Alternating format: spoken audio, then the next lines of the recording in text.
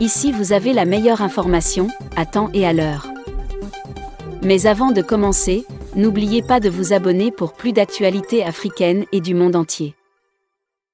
Vous êtes sur votre chaîne préférée. Aujourd'hui, nous sommes du côté du Burkina Faso.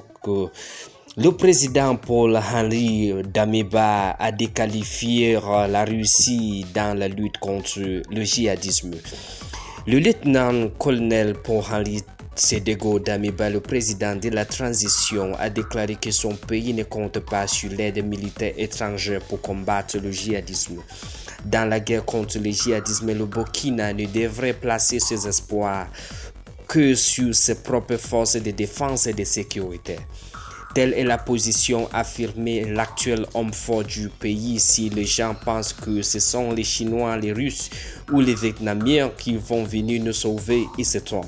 Ce sont de faux débats. C'est nous d'abord à soutenir le lieutenant colonel Paul-Henri Sédhiou Damiba. Le président de la transition s'exprimait hier jeudi à Bobo, dans le sud-est du pays, à 365 km de la capitale Ouagadougou, lors d'une rencontre avec les militaires de cette ville de garnison. À travers cette déclaration, le lieutenant-colonel Paul-Henri Sédhiou Damiba a répondu à une partie de ses compatriotes qui lui demandent de faire appel aux mercenaires russes pour contenir les assauts djihadistes devenus permanents.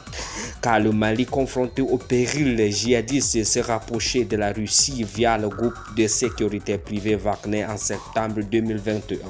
Le premier ministre malien Choguel Maïga justifiait le recours à d'autres voies et moyens pour mieux assurer la sécurité de manière autonome avec d'autres partenaires par l'abandon en plein de la France.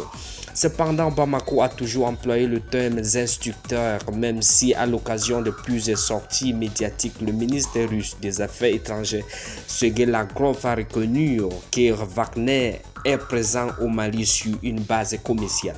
En plus des Russes, dont la présence sur le théâtre des opérations est appréciée par l'opinion nationale, selon une enquête réalisée par la fondation allemande Friedrich Ebert. Le Mali s'intéresse au modèle rwandais pour reprendre l'initiative sur le terrain, une option qui n'embelle pas pour le moment Ouagadougou. Le chef de l'exécutif burkinabé est convaincu que l'engagement du CREI va nous aider à gagner cette guerre. C'est un idéal de patriotisme, de restauration et de sauvegarde de notre pays qui anime la transition. Le 24 janvier dernier, le lieutenant-colonel Paul-Henri Sédhiou Damiba, à la tête du mouvement patriotique pour la sauvegarde et la restauration MPSR, a renversé Marc Christian Kabore, le président réélu pour insuffisant de résultats dans la lutte contre le djihadisme.